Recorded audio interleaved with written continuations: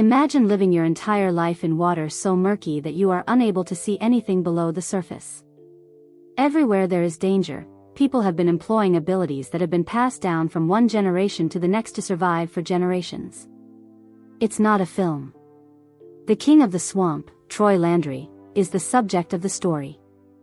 What if I told you that he didn't want you to witness certain elements of his tale that were omitted from the films? You may be familiar with the Atchafalaya Basin. People don't discuss or fantasize of visiting such type of location when they are on road trips or over the holidays. If you weren't raised with it, you probably wouldn't give it a second thought. This is more than just a swamp, though, as Troy Landry calls it home if you've watched the television program Swamp People. Troy's life and the show itself have aspects that were never broadcast on television. Did we overlook anything else? Moreover, why didn't Troy want us to see it? When people hear the word swamp, they may initially think of spooky movies like Anaconda, or eerie scenes from B-grade thrillers where characters vanish in dark water. Then, when you hear the phrase, swamp people, you could imagine the show was about unusual or frightening creatures who live in the swamp. This show wasn't about that at all. There were no creatures in the middle of the Louisiana forests. Families, danger, and survival were the main concerns. French Canadians who had to abandon their homes and start over were related to the characters on Swamp Characters. Their family had preserved their traditions for many centuries after settling in the Louisiana wetlands in the 1600s. Their lives were depicted in the show as they battled to preserve a way of life that was gradually disappearing.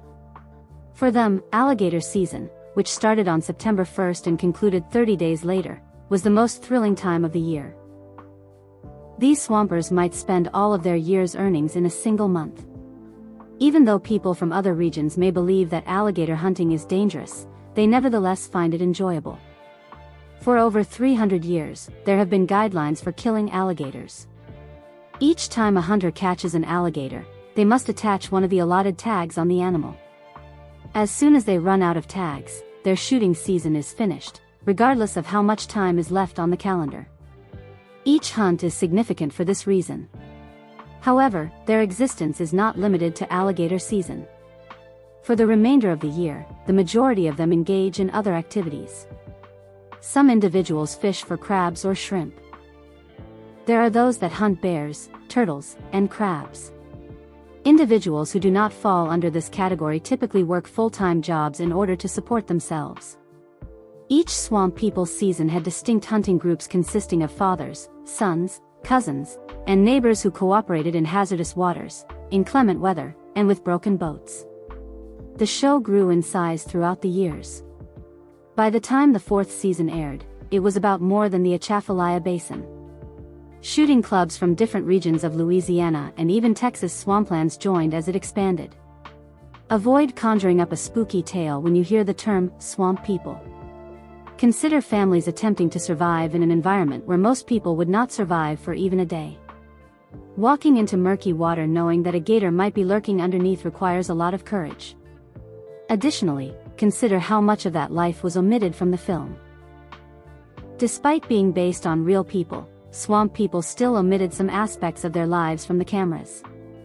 What did we miss? Is the question that keeps coming up. Why did some of it remain undiscovered? Presenting Troy Landry, I haven't yet encountered an alligator with a longer lifespan than Troy Landry. Murder him. Murder him. Put him in the right place. Murder him. Has the idea of living your entire life in the middle of a swamp ever crossed your mind? Not simply a tourist trip, but a permanent residence while filming a television program? Yes, Troy Landry did just that. Troy was more than simply a TV character. All his life, he had been sliced into the dark, heavy water of the Atchafalaya Basin. For 13 years, millions of people watched him on Swamp People as he battled alligators, shouted, "Chut-em," in his distinct Cajun voice, and passed on his family's traditions. However, behind all of the moments captured on camera was a man who had no idea that millions of people would see him.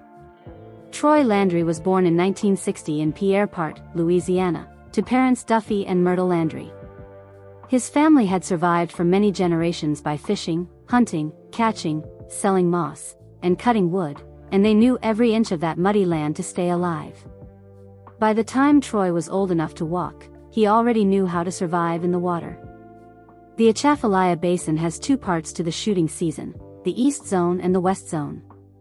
Troy went on both types of hunts, giving him 60 days a year to tag and catch alligators. During his childhood, his family primarily caught gators for their meat, but things have changed since then. Troy said that the alligator hides are more important now because that's where the real money is. Many people were unaware of this aspect of his life.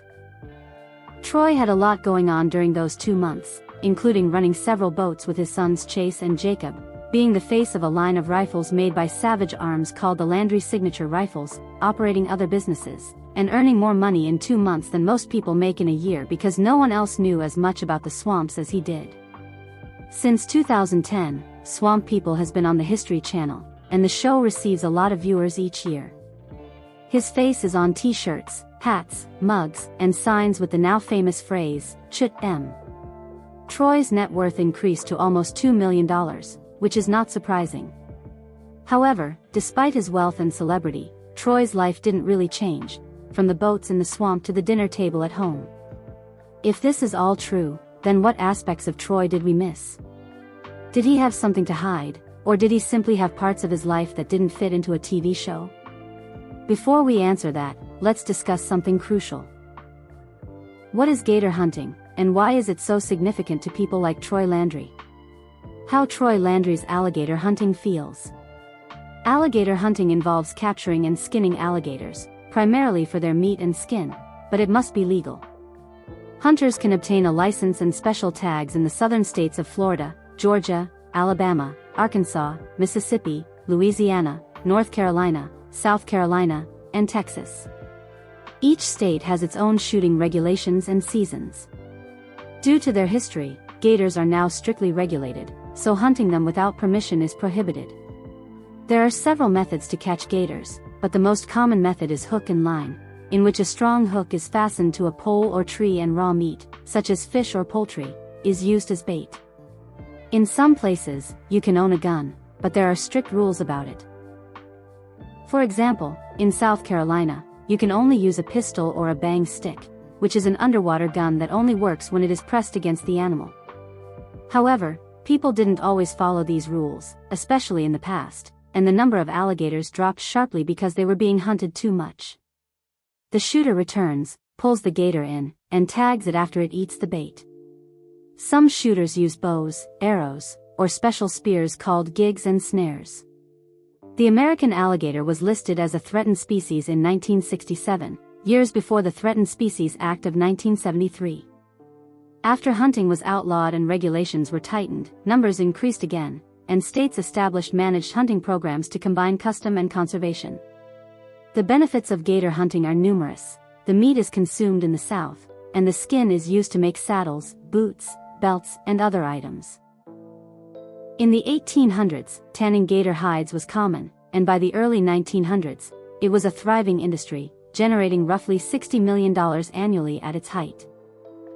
But when the economy crashed in 2008, there was less demand for luxury goods, and Louisiana's wild skin crop dropped from over 35,000 to just over 9,000 in a single year. The swamp way of life persisted, though, and shows like Swamp People made it more well-known than ever before, and now fans could travel to Louisiana to see the swamps for themselves. For example, Southern Seaplane in Bellechasse offers a 3-hour Cajun heritage tour, where visitors fly over the French Quarter in New Orleans and the marshes of Bayou Barataria before boarding a boat to see wildlife up close. People in Gibson can visit Greenwood Gator Farm and hold a Real alligator, and they can tour the farm and purchase gator heads as gifts. McGee's Landing in Henderson has houses right next to the Atchafalaya Swamp, with no TV or phone service, just screened porches, where you can listen to the frogs, birds, and water. The Deluxe Cajun Immersion Tour, offered by Pastor Brothers Cajun Excursions in Lafayette, includes Cajun food, music, and history, as well as lessons on how to make sausage and peel crawfish. Visitors come to see Troy Landry's well-known Alligator Shuffle from Season 1 of Swamp People, and you can join a Cajun dance party at the Vermilionville Living History Museum, just like hunters do after a big catch. The real life in the swamp. Before we reveal what Troy Landry didn't want the cameras to see, you need to know one thing. This man knew how to make people laugh. When Troy spoke to the Post in 2012, it was obvious that he was naturally good at telling stories, and when asked what Swamp People fans could anticipate that season, he said something crazy, a boat jump. Because it was too secret in the swamp, some large gators had been avoiding him for years. Usually boats couldn't get in, but Troy was determined to do it that year, so he told his children, "We're going somewhere." He did, and he threw his entire boat into the air, making it nearly 5 feet high, to ward off the gators. On the way back, he got stuck while towing a boat full of enormous snakes. As the show grew, Troy changed, making sure the team could keep up with him while he hunted the same way because he knew that good footage made for good TV. He told his boys to stay on the bank during the jump because he didn't want them hurt. When the Swamp People team first started filming, they didn't stop. It's great that the cameraman caught the scene, if not, that's too bad. There were no retakes when your co-star was a 10-foot gator. When asked how he got into hunting, Troy said it was something that had been done for generations, just like with his father and grandfather.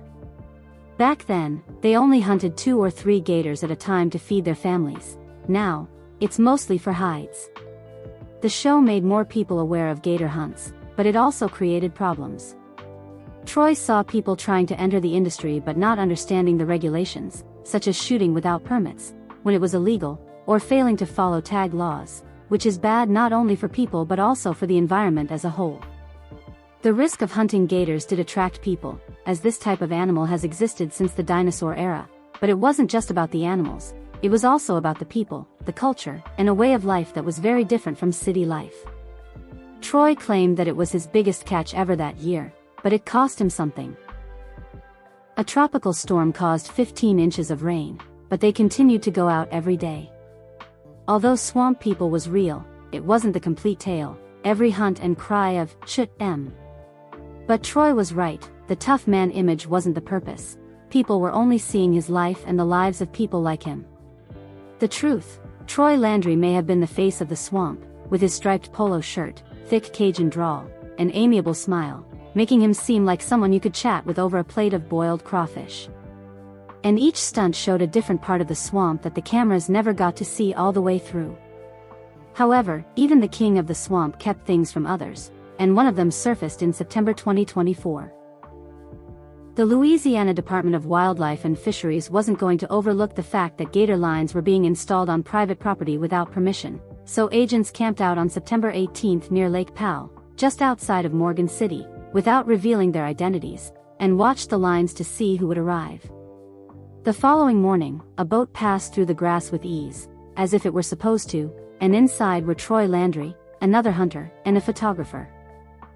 The agents immediately recognized Troy as the gator hunter, not just any gator hunter, when they stopped the boat, but when they looked at the gator tags, something didn't seem right. In Louisiana, gator tags are like money and the law. Each tag is assigned to a different location based on the number of alligators that are likely to live there, and they can't be exchanged or used elsewhere. Troy's gators were all from the Atchafalaya Basin, and when the police looked more closely, they discovered that he had been given 2 tags that were for Iberville Parish, not the land he was on. Troy initially claimed he wasn't taking any alligators from that land, but the spies were there and told him they saw everything. Troy then admitted that he had killed 1 alligator on the line and failed to tag it, letting it float away instead. The boat Troy and the other shooter were on was seized. It wasn't a man attempting to avoid cameras. Troy had been living the life of celebrity since the first episode of Swamp People, being referred to as a movie star and stopping people in grocery stores to take pictures, but he only ever wanted to fish gators and sell crabs, and he claimed that the demand for alligator meat nearly doubled after the show ran. He didn't want TV to show too much blood or the negative aspects of hunting, but he did like that the History Channel showed his family, the swamp, and even his lucky striped shirts, which his wife had purchased in bulk at Kohl's. Chase, Troy's son, who famously captured alligators on television, was charged in 2017 with crimes unrelated to the animals. Chase was hunting alligators in Bayou Chain, Louisiana, in September 2016, when he claimed that a shrimp boat was approaching quickly and he was afraid it would hit his boat. He pulled out a gun and fired a shot because it was his first instinct, and when the bullet struck the shrimp boat, it released gasoline. Chase fled the scene, but no one was harmed, and the police apprehended him shortly after, where he was arrested and imprisoned. The cost? Unauthorized firing of a weapon. Chase failed to appear in court in 2017, his attorney appeared but remained silent, and the judge issued an arrest warrant. What should have been a little argument escalated into a more significant legal dispute and a far more personal conflict. A brief, depressing video of his grandson Crew grinning while wearing a baby bib and playing with toys all around him was posted on Facebook in March 2025 by Troy Landry, who had to cope with something far worse than a gator or legal issues: our little baby Crew. He has his pawpaw's heart. This was not just a heartwarming family moment, but also a call for assistance. Troy's son, Brandon H. Crew, and his grandson were both born with biliary atresia, a rare liver condition that can be fatal.